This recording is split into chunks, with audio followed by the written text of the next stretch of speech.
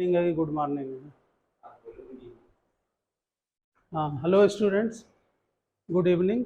ये हमारा magnetic effect of current का लेक्चर नंबर 8 है। ठीक, कल हम टोराइड डिस्कस कर रहे थे, उसी के हमने ये डायग्राम बनाए हैं।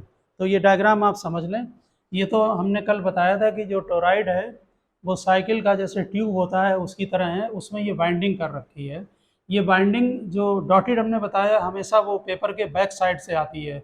ये बाइंडिंग करंट यहाँ से आ रही है, ये बैक साइड से जाके फिर करंट इधर को, ऐसे करके बाइंडिंग को दिखा दिया है यहाँ पर। ठीक है, इनर रेडियाई R1 ले लिया, आउटर रेडियाई R2 ले लिया है। वैसे जनरली जो टोराइड होते हैं उनका जो इनर रेडियाई होता है R1, ठीक, ये इसके कंपैरिजन में इनकी जो थिकनेस होती है R2 माइनस R1 ये बहुत बहुत ज़्यादा होती है। ठीक है ना, यानी कि अंदर का मैग्नेटिक फील्ड बनाते हैं ना।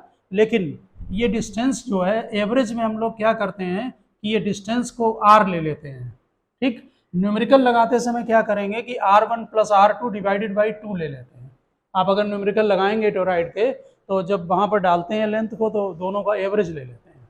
ठीक, तो ये हमने इसका क्रॉस सेक्शन बनाया है। अगर आप साइकिल की ट्यूब को, जैसे हमने कल बताया था कि ये जैसे ट्यूब है, आपने इसमें बाइंडिंग करेंगे तो बाइंडिंग को ऐसे वाउंड करते जाएं। ठीक, यहाँ से इसको कट लगा दें, जैसे साइकिल की ट्यूब होती है तो उसको बीच से ऐसे कट कर दें। तो जब कट करेंगे तो क्रॉस सेक्शन बनेगा। ठीक, इसमें ये इसकी थिकनेस हो गई। ये बाहर डॉट से लिखा है, डॉट का मतलब क्या होता है, करंट किधर है, आउटसाइड। तो बाइंडिंग ये हो गई, यहाँ से करंट आउटसाइड है और फिर अंदर इनसाइड। ठीक है, फिर ऐसे यहाँ पर आउटसाइड फिर इनसाइड, ये बाइंडिंग का क्रॉस सेक्शन दिखा दिया। ठीक, हमें यहाँ पर जो मैग्नेटिक फील्ड कैलकुलेट करना है वो 3 पॉइंट पर करना होगा। एक तो इनसाइड, इनसाइड का मतलब होगा कि जो R1 है आपका, जो इनर सरफेस है उसके अंदर मैग्नेटिक फील्ड। ठीक, एक आउटसाइड, ये दोनों में जीरो होता है, कल हमने थ्योरी में बताया भी था। केवल मैग्नेटिक फील्ड इसके बीच के रीजन में बनता है। दूसरी बात, मैग्नेटिक फील्ड कल थ्योरी में लिखाया है कि अंदर बोला था कि मैग्नेटिक फील्ड अंदर जीरो होगा, यहाँ जीरो होगा, केवल इसमें आएगा, वो अभी ड्राइव कराएंगे। यहाँ पर एक पॉइंट चेक कर लें, इसके जो ट्यूब के अंदर जो मैग्नेटिक फील्ड बनेगी उसका डायरेक्शन देखो जरा। ये डॉट है, ये क्रॉस है, यहाँ से करंट ध्यान दें, हम इस पॉइंट पर चेक कर रहे हैं। फिंगर में करंट देखो आउट और इधर से इन, ऐसे ये देखो।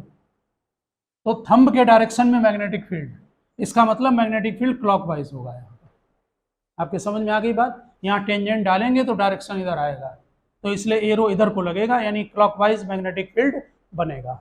ठीक, डायग्राम आपने बना लिया होगा, हमने टोराइड की डिफिनेशन आपको लिखा दी थी। ठीक है ना, अब लिखे यहाँ पर नीचे लिखिए, let n be the, small n लिखना, n be the number of turn per unit length. Small n लिखें, let n be the number of turn per unit length of toroid and, फिर लिखें कैपिटल N, कैपिटल N, हाँ बोलो, toroid and capital N लिखा है total number of turn, total number of turn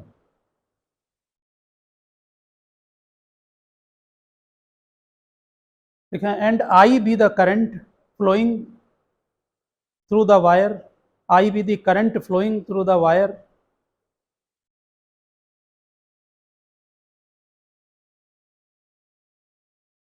magnetic field is set up, magnetic field is set up inside the toroid, magnetic field is set up inside the toroid in the form of concentric circular, inside the toroid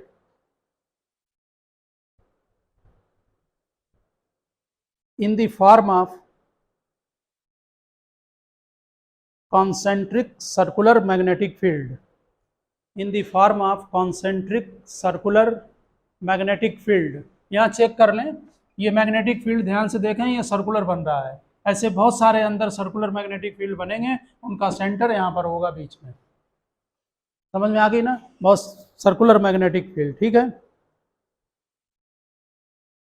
नीचे लिखें first point, magnetic field inside the toroid, magnetic field inside the toroid,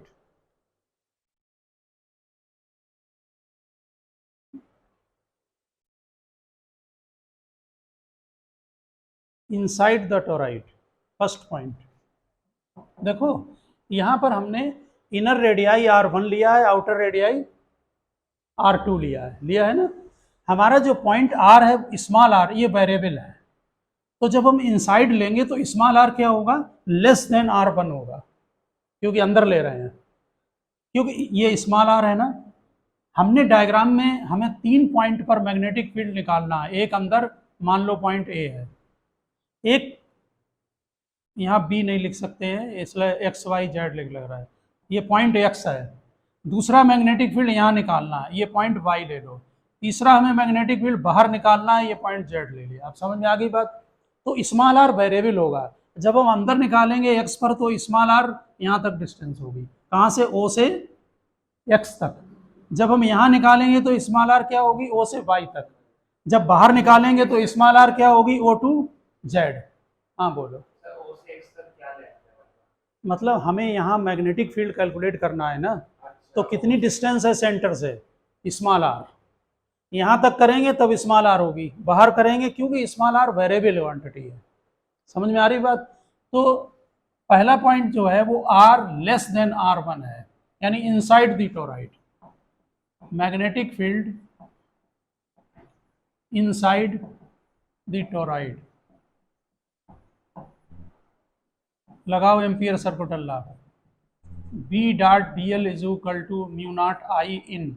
I in लिखते हैं enclosed, या आई net लिख दे रहे हैं हम, इन हटा के आई नेट। बताओ नेट करंट अंदर कितनी है, यहाँ पर कोई करंट अंदर नहीं है, ना कोई वाइंडिंग है ना कोई करंट है, इसलिए यहाँ मैग्नेटिक फील्ड 0। समझ में आ गई। अंदर है ही नहीं, बाइंडिंग ही नहीं है। यहाँ बाइंडिंग करेंगे तो इसके ऊपर करोगे ना। हम निकाले यहाँ रहे फील्ड, 3 पॉइंट देख लो, एक है सेंटर मान लो ये है यहाँ पर, तो यहाँ एम्पीरियन लूप बनाया, ये लूप बनाएंगे ना, है सर्कुलर बनेगा एम्पीरियन लूप यहाँ, क्योंकि सर्कुलर बाइंडिंग है। मैग्नेटिक क्यों बनेगा, अंदर मैग्नेटिक फील्ड कैसा है, सर्कुलर है, थीटा को 0 रखना है हर पॉइंट पर। आपके समझ में आ गई ना, क्योंकि लूप जो बनेगा वो कैसा बन रहा है, सर्कुलर लूप है। ठीक, तो पहला लूप बनाया सर्कुलर, उसमें है ही नहीं, जब करंट ही नहीं है तो मैग्नेटिक फील्ड क्या। बात समझ में आ रही ना। तो सीधे अंदर मैग्नेटिक फील्ड 0 करें, लिखो इसे फटाफट लिखो, बाई एम्पियर सर्कुलर लॉ लगाएं, और B dot D L is equal to mu naught आई।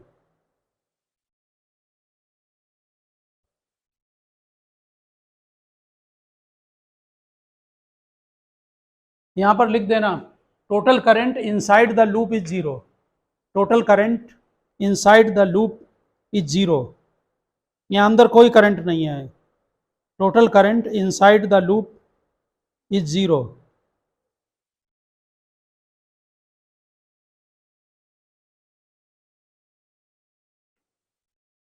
दूसरा पॉइंट हम लेंगे यहाँ पर, R ग्रेटर देन R2, यानी आउटसाइड, आउटसाइड द टोराइड। ये पॉइंट Z पॉइंट समझ लो है। ठीक, यहाँ पर भी आप एक लूप, हमें लूप जरूर दिखा देना बोर्ड में, ये एम्पीरियन लूप बना दिया। लूप कैसा है, सर्कुलर। समझ में आ रहा है ना। यहाँ पर कैलकुलेट करेंगे outside, outside the toroid, second point. हाँ लूप दिखा रहे हैं, अरे जिस पॉइंट, सारे नहीं है, जहाँ जहाँ आपको निकालना होगा, हमें यहाँ निकालना, तो यहाँ हमने डॉटेड दिखा दो, या हाँ हमने बनाया नहीं है, बना दो, लेकिन वो डायग्राम में इतना ज़्यादा कॉम्प्लिकेटेड हो जाएगा कि फिर बाद में तुम्हें वो बहुत सारी लाइनें बन जाएंगी, समझने में भी दिक्कत आएगी। यहाँ पर भी एक लूप है, लेकिन कोई फायदा नहीं है, अंदर करंट 0 इसलिए बनाया नहीं है बेकार में। बात समझ गए ना। इनसाइड बनाना जरूरी है आप लूप में। बनाओ जल्दी बनाओ। आप दिखा सकते हैं तीनों लूप बनाकर, कोई वो नहीं है। ठीक है ना, हमने इनसाइड लूप बनाया, अभी एक अंदर लूप बनेगा, वो इसी के ऊपर कंसाइड कर जाएगा मैग्नेटिक फील्ड के। जल्दी करें जरा।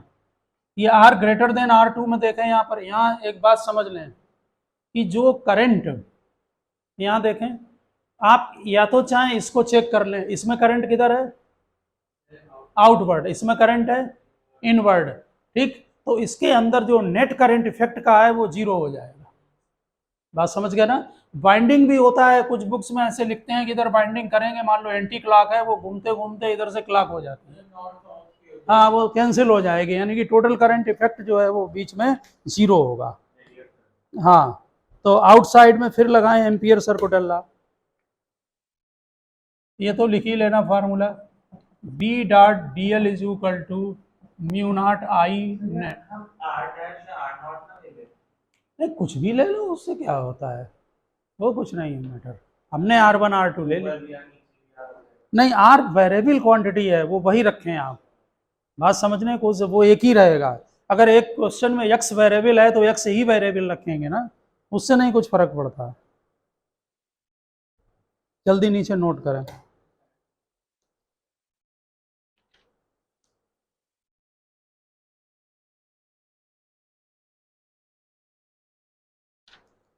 लिखिए each turn off binding, each turn off binding, speed थोड़ा तेज रखा करें, वीडियो में वो रुक जाता है मैटर जो है। Each turn off binding passes twice through the area enclosed, note पहले कर लो, बाद में कर लेना ना बोर्ड से। each turn of winding passes twice through the area enclosed by the turn of winding passes twice through the area enclosed by the circle, through the area enclosed by the circle,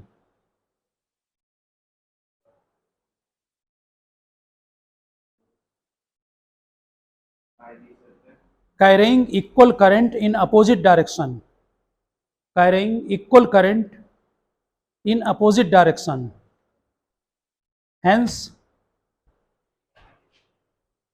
I net is equal to 0, hence I net is equal to 0, magnetic field B is equal to 0, I net is equal to 0, magnetic field B is equal to 0।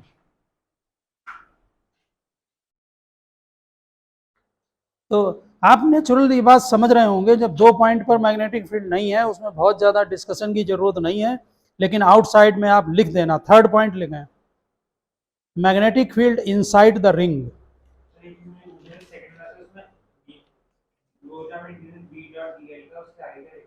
Mu naught I होता फार्मूले में, आई net लिख देते हैं, net ना भी लिखो तो कोई बात नहीं है।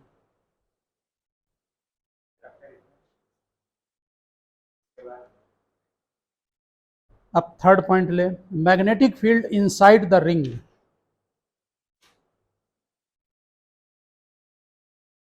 Magnetic field inside the ring, ये हमारा वाई पॉइंट जो है वो इनसाइड द रिंग है ये, ठीक। यहाँ पर ध्यान दें, ये मैग्नेटिक फील्ड बी है और ऐसा ही एम्पीरियन लूप भी बनेगा इसी के ऊपर, बनेगा ना सर्कुलर, जैसे दो बने हैं वैसे ये भी बनेगा। कितना थीटा होगा, मैग्नेटिक फील्ड एंड डीएल 0, हाँ ठीक है ना। ये जो है सर्कुलर मैग्नेटिक फील्ड है और डीएल का डायरेक्शन भी इधर ही होगा, तो यहाँ पर थीटा जो है वो 0 डिग्री आएगा। लगाओ पहले यहाँ पर वो लिख लें आप, आपने कैपिटल एन लिखा है number of total turn, small N क्या लिखा है, number of turn per unit, बोलो number of turn per unit length, वो आप नोट कर चुके हैं, ठीक है ना। लगाओ एम्पियर सर्कुलर, पहले आई नेट बताओ कितना होगा अंदर, आई नेट कितना होगा इसमें, करंट आई है, ठीक है, आई नेट हो जाएगा। ध्यान दें इसमें जो टर्न है वो स्मॉल एन क्या है, टोटल नंबर, स्मॉल एन है number of turn per unit length, ठीक। हाँ, N into 2πr total turn बनेंगे, स्मॉल एन में मल्टीप्लाई करो 2πr, ये टोटल टर्न हुए, इसमें मल्टीप्लाई करो आई, तो ये टोटल करंट हुई, ठीक। स्मॉल एन क्या है? Number of turn per unit length, ठीक है ना? समझ गए होंगे ना बात? तो जब टोटल टर्न निकालेंगे आप, टोटल टर्न, हमने टोटल टर्न को क्या लिखा है यहाँ पर? कैपिटल एन लिखा था, तो कितना होगा? एन इंटू 2 पाई आर, ये आई नेट बनेगी। अब एम्पियर लिखते जाना साथ साथ, बाई एम्पियर सर्कुलर लॉ। ना बनाओ तब भी चल जाएगा, आपके ऊपर है।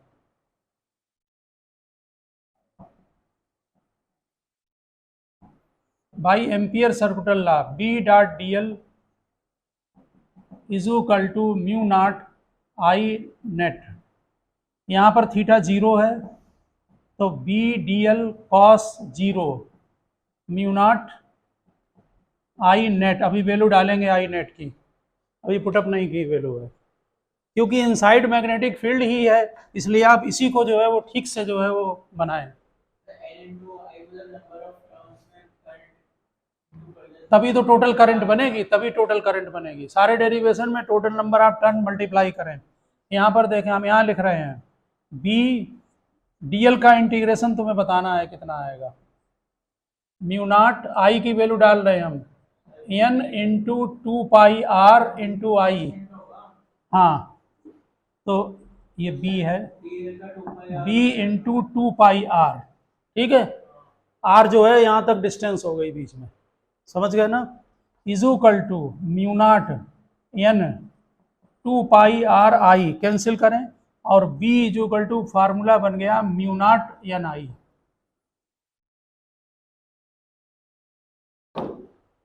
ये B is equal to mu naught N I, 2 pi R cancel हो गए।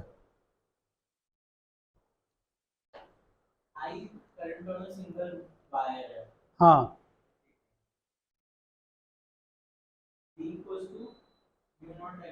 हाँ, सेम फार्मूला बनता है। हाँ, हाँ, एक ही,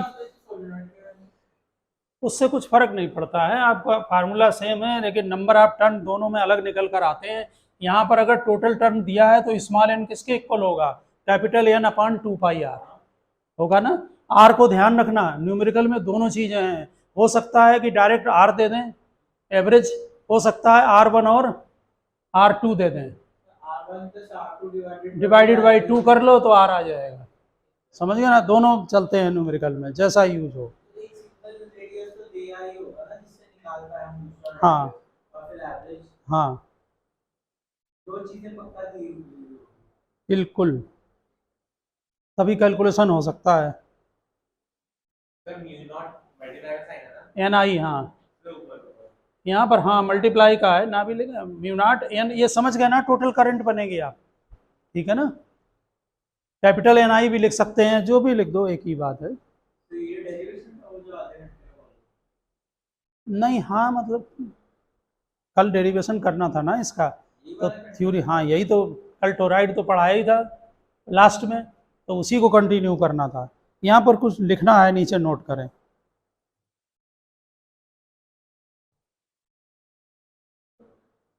लिखिए magnetic field inside the toroid. Magnetic field को शॉर्ट में बी लिख दिया करें, वेक्टर लगा दें। Magnetic field inside the toroid varies inversely with R, inversely with R. Magnetic field inside the toroid varies inversely with R. Natural है कि distance के साथ वेरी करेगा, अभी बता रहे हैं, लिख लो ना पूरा पहले। If inside the toroid varies inversely with R, अभी लिखाना है ना, पूरा नोट कर लें तब बात करते हैं। If toroid is tightly bound, if toride is tightly wound and radius of the loop is negligible, radius of the loop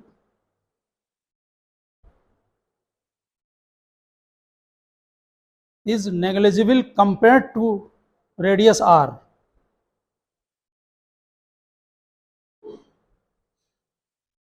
radius R of the loop,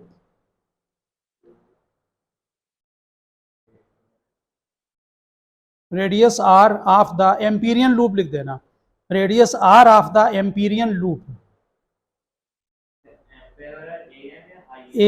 AMPERIAN, Amperian loop. It means inner and outer radii. It means inner and outer radii are not, जल्दी note करें, it means inner and outer radii are not widely different.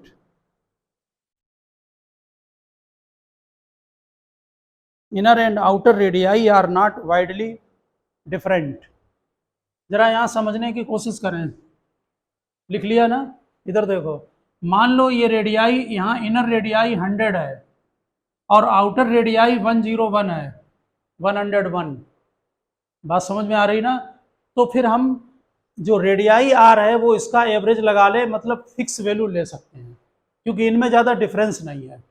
समझ में आ गई बात? Inner radii जैसे 100 है, outer 101 है, यानी इनर और आउटर रेडियाई में ज़्यादा डिफरेंस नहीं है. ठीक है ना? तो हम एवरेज में सीधे क्या करेंगे, स्मॉल एन की वैल्यू आपकी सीधे कैपिटल एन अपॉन 2πr डाल दी. आप यहाँ समझने की कोशिश करें, आप यहाँ एक क्वेश्चन एराइज करेंगे, रुको एक मिनट, कि आप R1 रेडियाई या इनर और R2 ले रहे हैं क्या आउटर, तो आप क्या करेंगे, आप बोलेंगे अरे अंदर तो वो 2n/2πr1 होंगे टर्न निकलेंगे. अब आउटर के लिए लेंगे तो टर्न कितने आएंगे, n/2πr2. ऐसा नहीं करेंगे, हम क्या कर रहे हैं, एवरेज ले लो, या क्वेश्चन में वो लिखते ही नहीं है तो कहाँ से लोगे तुम एवरेज, सीधे क्या करते हैं, क्यों, ज़्यादा फर्क नहीं पड़ रहा. अगर इनर रेडियाई 100 है और आउटर 101 है तो ले लो तुम, 100 रख दो या 101, क्या फ़र्क पड़ेगा. बात समझ में आ रही ना? इसलिए इसकी थिकनेस कम है, ये बहुत ज़्यादा होगी. समझ गया ना बात? ये तो क्या चीज़, अरे भाई डेरिवेशन जो है वही तो करोगे जो बुक में. हाँ, आप समझ गए ना ये बात? ठीक. तो ये आपने मैग्नेटिक फील्ड का कैलकुलेशन किया है टोराइड का. ये जो एक पार्ट था इस चैप्टर का जिसमें आपने ध्यान दें इस बात पर, ये पूरा एक पार्ट था चैप्टर का जिसमें क्या क्या आपने किया सॉल्व, बायो सेवर्ट लॉ से मैग्नेटिक फील्ड का कैलकुलेशन. ठीक, हमारी बात पर ध्यान दें, बायो सेवर्ट लॉ जो है उसमें आपने जो फार्मूला है वो केवल स्मॉल करंट एलिमेंट के लिए है.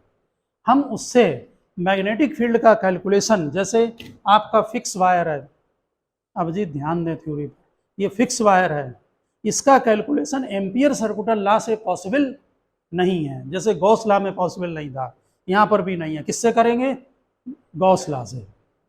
अरे स्मॉल वायर का नहीं कर सकते हो एम्पियर सर्कुलर से. आप जो लूप बनाओगे उसमें लूप में बी की वैल्यू डिफरेंट होगी हर जगह पर, छोटे वायर में डिफरेंट होगी. वायर अगर इनफाइनाइट कर दोगे, आप एक बात बताओ, यहाँ पर लूप बनाया तुमने, जरा समझें अब जी ध्यान से बात. यहाँ पर मान लो इतना बड़ा वायर है, हम ये बात गॉस लॉ में बहुत अच्छी तरह समझा चुके हैं, भूल गए आप. अगर वायर इतना बड़ा है, यहाँ पर फील्ड निकालो, बनाओ सर्कुलर, और यहाँ निकालोगे तो फर्क नहीं आएगा, और इनफाइनाइट कर दें तो कोई फर्क नहीं आएगा. तो ये एम्पियर सर्कुलर लॉ कहीं पर भी लगा सकते हो. एम्पियर सर्कुलर लॉ से मैग्नेटिक फील्ड हर जगह कैलकुलेशन नहीं किया जा सकता है, केवल वहीं की. आपने ध्यान दें 3 जगह किया केवल, कहाँ कहाँ बोलो, कौन कौन से डेरिवेशन है, इनफाइनाइट वायर, क्यों, सिमेट्री रहे आर डिस्टेंस पर. फिर क्या किया, सोलेनॉइड, वो भी कैसा, इनफाइनाइट. समझ गए ना? और जो टोराइड होता है वो ऑलरेडी इनफाइनाइट सोलेनॉइड है, वो ऑलरेडी इनफाइनाइट है. समझ गए ना? हम अगर आपको सोलेनॉइड की लेंथ फिक्स रखनी है, अभिजीत, सोलेनॉइड की लेंथ अगर फिक्स है, इतनी लेंथ है, इसमें अगर मैग्नेटिक फील्ड का कैलकुलेशन करना है तो बायो सेवर्ट लॉ से, और हमने उसका आपको फार्मूला कल लिखाया था. समझ गए ना? उसी में अल्फा बीटा को 90 करके और फिर आपने मैग्नेटिक फील्ड निकाला इनफाइनाइट के लिए. समझ गए ना? स्मॉल वायर है, किससे निकालेंगे magnetic field, bio Savart law से. ठीक है, उसी का फार्मूला आपने फर्स्ट उसमें लेक्चर में लिखा था, सेकंड में, जिसमें sine alpha plus sign beta लगाया था, अल्फा 1 अल्फा 2 और उनको फिर 90 रख के इनफाइनाइट करंट वायर के लिए निकाला था। आप समझ गए ना बात को? ठीक, यही डिफरेंस वहां पर भी है। कहाँ? कूलम्स लॉ और गॉस लॉ में। इसीलिए गॉस लॉ में भी जो डेरिवेशन आप करते हैं वो केवल सिमेट्रिकल कंडीशन में पॉसिबल है, वैलिड हर जगह है, लेकिन पॉसिबल केवल सिमेट्रिकल कंडीशन में, हर जगह पॉसिबल नहीं है। आप नीचे क्वेश्चन नोट करें। ये करंट कैरिंग कंडक्टर है, आपने शायद हो सकता है एग्जाम्पल में लगाया हो, लेकिन हम इसको लगवा दे रहे हैं तो मैं फिर यहाँ पर। ये करंट कैरिंग कंडक्टर है एक, इसके 2 पॉइंट पर यहाँ बैटरी लगाकर और यहाँ करंट फ्लो करा दी। यहाँ पर ध्यान दें, करंट 2 डायरेक्शन में, ऊपर से इधर जाएगी और यहाँ से डिवाइड हो जाएगी, ये ए पॉइंट से, और बी से ये निकलकर बैटरी में वापस आ गई। इन वायर का नहीं, हमें इसके due to magnetic field calculate करना है सेंटर पर। जल्दी नोट करें, फटाफट डायग्राम बनाओ, बाद में फिर डिले करते हो। न्यूमेरिकल है बिल्कुल। यहाँ से ध्यान दें, यहाँ से जो करंट पास होगी वो यहाँ 2 पार्ट में डिवाइड होगी, एक ऊपर जाएगी एक नीचे, जैसे रेजिस्टेंस होते हैं ना, ठीक उसी तरह से है। हाँ, ये बी पॉइंट यहाँ ले रहे हैं हम, ए बी सी डी, एक वायर ले लिया पूरा। इसमें करंट जो ऊपर वाला वायर है उसमें करंट I1 ले लें, और इस वाले में करंट I2 ले लें। नीचे लिखें जरा, लिखे A B C D current carrying coil. अपने आप नहीं निकाल सकते हो डायरेक्शन, यहाँ पॉजिटिव से करंट जाएगी। हाँ, हम करंट हमने I1 I2 लिख दिया, यहाँ नेट करंट है। आप यहाँ पर एरो देखो ना, पॉजिटिव से करंट निकलेगी, यहाँ 2 पार्ट में डिवाइड हो गई और फिर इधर आ गई करंट। आपने करंट इलेक्ट्रिसिटी में बनाया ना डायग्राम? हाँ, ए बी सी डी, बीच में सेंटर ओ है। लिखो A B C D current carrying coil. अरे कैसे जा सकती है? आप यहाँ पर, आप यहाँ से खुद देख लो ना, यहाँ से करंट जा रही है तो 2 पार्ट में डिवाइड होगी, ऊपर जाएगी और इधर नीचे जाएगी। करंट दोनों में अलग अलग होगी, हम कहीं पर भी इसको अटैच कर सकते हैं। लिखिए A B C D current carrying coil, A B C D current carrying coil. Find magnetic field, find magnetic field. इसके मेथड, तुम्हारे जो एग्जाम्पल दिया उसमें कोई दूसरा मेथड भी दे सकते हैं सोल्यूशन का, ठीक है ना? A B C D current carrying coil, find magnetic field at centre O, find magnetic field at centre O. यहां पर देखें,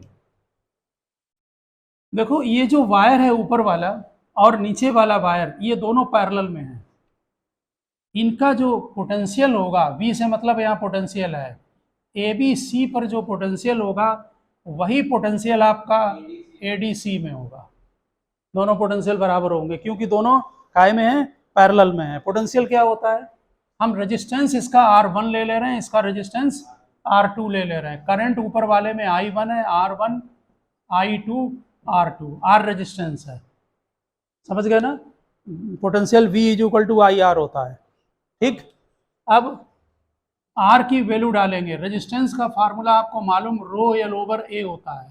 ये बोर्ड के लिए, उसके लिए बहुत इंपॉर्टेंट है क्वेश्चन, अच्छी तरह से ध्यान रखना। नहीं, हम सेंटर पर मैग्नेटिक फील्ड निकाल रहे हैं, मेथड है उसको निकालने का। रो ऊपर लेंथ L1 ले रहे हैं, area of cross section same. Rho length L2, area of cross section same रहेगा। ये दोनों एक ही वायर हैं, इसकी लेंथ टोटल L1 ले ली, इसकी लेंथ L2 ले ली। ठीक, अरे वायर तो एक ही है। अरे एरिया क्रॉस सेक्शन, ये वायर है तो इसका एरिया कट करेंगे तो क्रॉस सेक्शन तो ऊपर नीचे। हाँ भाई, ये भी बताओ, नहीं मालूम है। I1 L1 = I2 L2।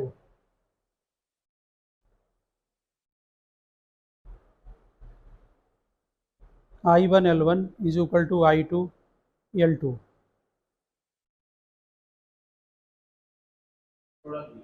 Magnetic field जो होता है, अब जरा ध्यान दें, मैग्नेटिक फील्ड का formula dV is equal to I D L sine theta upon R square होता है। रेडियस आर माने ले रहे हैं, यहाँ पर थीटा परमानेंट तुम्हें याद होगा, डेरिवेशन में किया है, 90 होता है। ठीक है, डीएल को इंटीग्रेशन कर देंगे तो एल आ जाएगा, तो बी का फार्मूला यहाँ ये यूज करेंगे, I L upon R square mu naught upon 4 pi, और नोट कर देना म्यू नॉट अपान 4 पाई।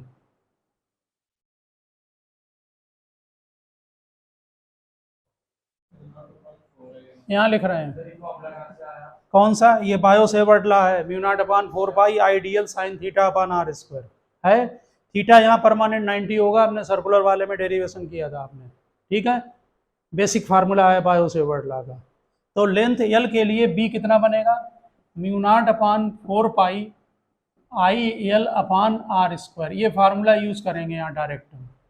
लेंथ एल, थीटा सर्कुलर के डेरिवेशन में कर चुके हो, एम्पियर सर्कुलर लॉ में हो, उसमें सब में डीएल भी इसी के ऊपर है। और ये करंट कैरिंग तुम्हारा जो कंडक्टर है ना, यहाँ जब लगाते हो तो थीटा किसके बीच में एंगल था, हाँ ये सेंटर का होता, दोनों में ही 90 था। हाँ, आप जरा यहाँ पर एक बात बताओ, जो ऊपर वाला ये वायर है ए बी सी, इसके due to magnetic field inward होगा कि आउटवर्ड, ए बी सी के करंट के ड्यू टू मैग्नेटिक फील्ड किधर होगा, इनवर्ड या आउटवर्ड,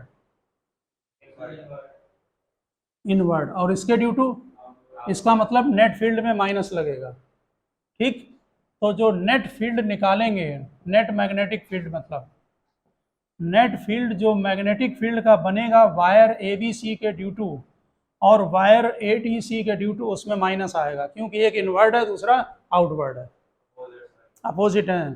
ठीक है, 180 डिग्री पर हैं, इसलिए माइनस लगेगा। जरा ध्यान दें, ऊपर वायर की लेंथ हमने L1 ले लो। हाँ बोलो, कौन सा, हाँ ये फार्मूला इसी का लिखा हमने, dB को इंटीग्रेट करो तो B होगा और dl का इंटीग्रेशन L होगा, थीटा 90 है, बस ये फार्मूला यूज करेंगे। हाँ, dl का L है, ऐसे लिख दिया फार्मूला। ठीक है ना, यहाँ पर डायरेक्ट यूज कर सकते हैं आप भाई, क्या दिक्कत है, dB को B ले लो, dl को L हो गया, टोटल लेंथ। समझ गया ना बात को।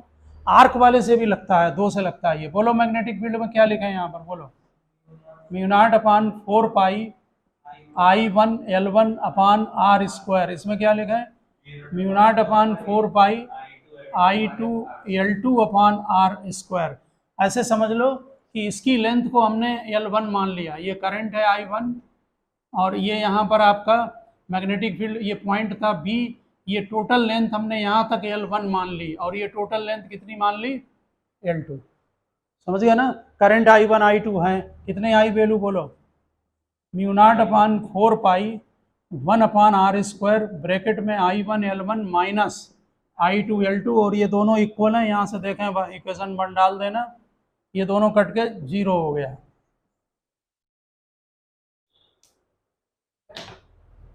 अरे भाई ये दोनों इक्वल है ना, I1 L1 I2 L2, तो कैंसिल हो गया ना, तो मैग्नेटिक फील्ड कितना हो गया सेंटर पर।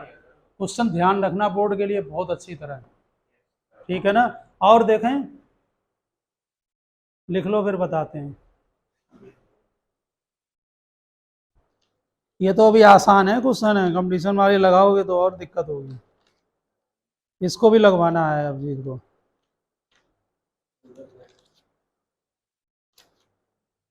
नहीं तो सिलेक्शन कैसे होगा वहाँ,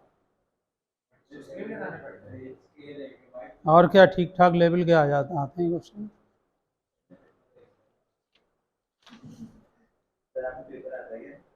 हाँ बना लिया, ये देखो जरा यहाँ ध्यान रखना, और इसका अक्षर सलूशन आंसर सीधे सीधे ध्यान रखना। अगर हम ये 2 वायर AC किसी भी पॉइंट पर कनेक्शन कर दें, सेंटर पर फील्ड ऑलवेज 0 होगा। ठीक है, ऑब्जेक्टिव में भी ध्यान रखना ये बात, सेंटर पर फील्ड हमेशा 0, कहीं भी A और C लगाओ, डेरिवेशन कर रहे हो या सभी में I1 L1 आएगा, I2 L2 आएगा। बात समझ गए ना? लेंथ कितनी भी हो उससे क्या फ़र्क पड़ता है भाई। ये कनेक्शन जो आपने लगाया है ये कोई सर्कुलर करंट कैरिंग वायर, इधर देखो अभी, जब बताओ तो देखते नहीं, इधर देखो, ये कनेक्शन चाहे यहाँ कर दो सेंटर में, इससे क्या फ़र्क पड़ता है। तो यहाँ पर करंट I1, यहाँ करंट I2, ये लेंथ L1, ये लेंथ L2, आप किसी भी पॉइंट पर कर दें, आप यहाँ कर दो कनेक्शन, बात वही आनी है। बात समझ गए ना? हर कंडीशन में सेंटर पर मैग्नेटिक फील्ड 0 रहेगा।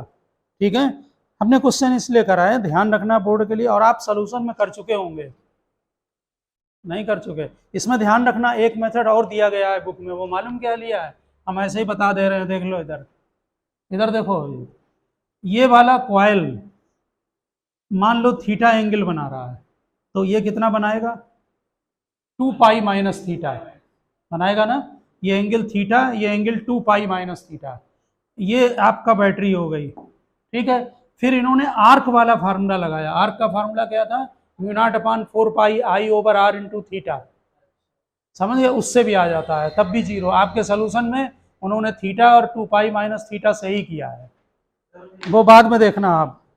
नेक्स्ट क्वेश्चन लिखें अगला है, वो ऐसा है, हमने यहाँ बी लिख दिया है तो हम B1 कुछ लिखना नहीं चाह रहे हैं, हमने सीधे नेट फील्ड लिख दिया। आप यहाँ बी लिखा है, उसमें कोई नहीं, नोटेशन से कोई कट नहीं करता है, मार्क्स नहीं लगता। हाँ, बी नेट लिख दो, ये कर सकते हो आप। ये चाहें तो यहाँ लिख सकते हैं, जो ये कहना चाह रहे हैं कि बी यहाँ लिखकर और नेट लिख दो, ये कर सकते, और डायरेक्ट लिख दो नेट फील्ड, क्या फर्क पड़ता है, कहीं भी कर लो कनेक्शन, क्या फर्क है। हम यही चीज तो समझा रहे हैं, ये 2 पॉइंट कहीं भी कनेक्ट कर दो, कोई फर्क नहीं पड़ता है। क्या फर्क पड़ता है, I1 L1 is equal to, हर कंडीशन में I1 L1 is equal to I2 L2 आएगा, हर हाल में सेंटर पर मैग्नेटिक फील्ड 0 होगा, लेकिन only due to circular wire. किया था तुम्हें मालूम है, आंसर ध्यान होना चाहिए था, उसमें कर चुके, उसके बाद भी ध्यान नहीं। हाँ ना, ठीक से किया नहीं तुमने क्वेश्चन को। जरा नेक्स्ट क्वेश्चन लिखें जल्दी। हाँ देखिए, an electric current is flowing in a circular coil, an electric current is flowing, जल्दी करें, an electric current is flowing in a circular coil of radius a, small a लिखना, an electric current is flowing in a circular coil of radius a, small a, circular coil of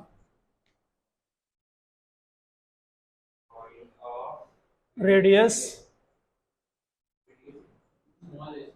small a low,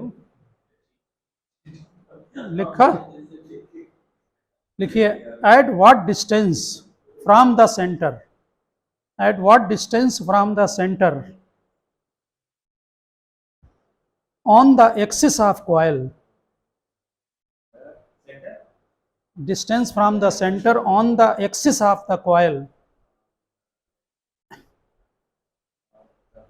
will the magnetic field be 1/8 of its value at its center, इधर देखो, ये question ये कह रहा है, इधर देखिए, जल्दी देखें अक्षर, ये कह रहा है एक सर्कुलर कॉइल है, एक्सिस पर फील्ड तुम्हें मालूम है, कहाँ फील्ड ज्यादा होगा, एक्सिस पर कि सेंटर पर? जब दूर जाओगे तो फील्ड कम होगा कि सेंटर पर फील्ड मैक्सिमम होगा, और ग्राफ नहीं इसका बनाया था ऐसे करके, तो सेंटर पर फील्ड मैक्सिमम होगा, उसके बाद फील्ड कम होता जाएगा। ठीक, थ्योरी पढ़ लो थोड़ी, जो डेरिवेशन कराते हैं ना उनको घर में करके आया करो, बाद में बात करना ना, यहाँ डेरिवेशन करा चुके हैं। यहाँ देखो, मैग्नेटिक फील्ड जो सेंटर पर है, कह रहा है कि किस पॉइंट पर, क्यों यहाँ मैग्नेटिक फील्ड ज़्यादा है, जैसे मान लो यहाँ 80 है मैग्नेटिक फील्ड, ठीक है, और आगे कहीं कम हो रहा है तो 10 होगा ना, तो यहाँ पर फील्ड 80 का 1/8 है, वो कह रहा कितनी डिस्टेंस पर मैग्नेटिक फील्ड सेंटर का 1/8 होगा, समझ गए ना? तो सेंटर का फार्मूला बोलो क्या होता है उसका, सेंटर का 1/8 करेंगे, सेंटर का फार्मूला बोलो, μ0/4 आई ओवर आर, रेडियस ए ली है ना तुमने, ठीक है ना, आई ओवर ए इंटू 2 पाई, ये सेंटर पर मैग्नेटिक फील्ड होता है। फार्मूला आप ध्यान रखें, ये कुछ नहीं है, फार्मूला लर्न करके रखें सब। μ0/4 पाई आई ओवर आर और 2 पाई मल्टीप्लाई करें, ठीक। इसका 1/8 तुम्हें मालूम है, हमने इसको क्या करते हैं, हमें केवल ये ध्यान रखते हैं सर्कुलर में 2 पाई डालना है, सेमी सर्किल में पाई डालना है, केवल ये लर्न रखते हैं कि भाई वहाँ आई ओवर आर है इंटू एंगल डाल दो, तो लर्न करके रखो। इसका 1/8 कितनी डिस्टेंस पर होगा, एक्सिस का फार्मूला वो आपको ठीक से लर्न करना पड़ेगा। एक्सिस का फार्मूला बोलो क्या होता है, 2 pi I A square, 2 pi I A square divided by A square plus X square whole power 3/2, ये फार्मूला है एक्सिस का, ठीक। दोनों डेरिवेशन सिलेबस में हैं, वो करने हैं, आप लोग खुद इसको दोनों को लेकर सॉल्व करें अपने आप, और x की वैल्यू बताएं यहाँ पर कितनी आएगी। हाँ, सेंटर पर 0 होता है, उसको सेंटर पर ओ लिख दो, वो 0 देखने में लगता है, बस सेंटर पर 0 क्या होता है, ये क्या क्वेश्चन है।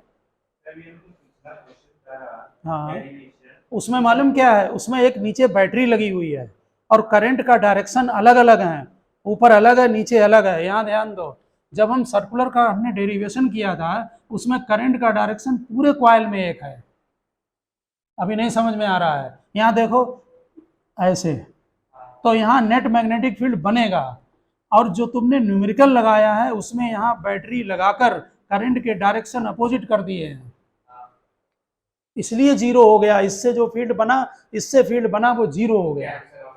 हाँ, अभी तक समझ में नहीं आया, न्यूमेरिकल है वो डेरिवेशन है, उसमें सर करंट जो जा रहा है पूरे वायर में उसका डायरेक्शन सेम है।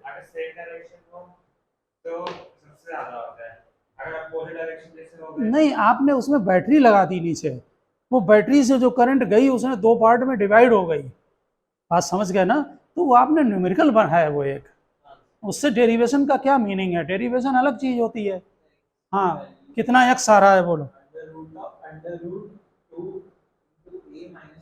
नहीं यार गलत है तुम्हारा, हम यहाँ आंसर लिख रहे हैं, आप लोग इसमें सॉल्व करने निकालें, x = √3a आएगा, और खुद सॉल्व करें, ठीक है ना। वीडियो क्लोज करें।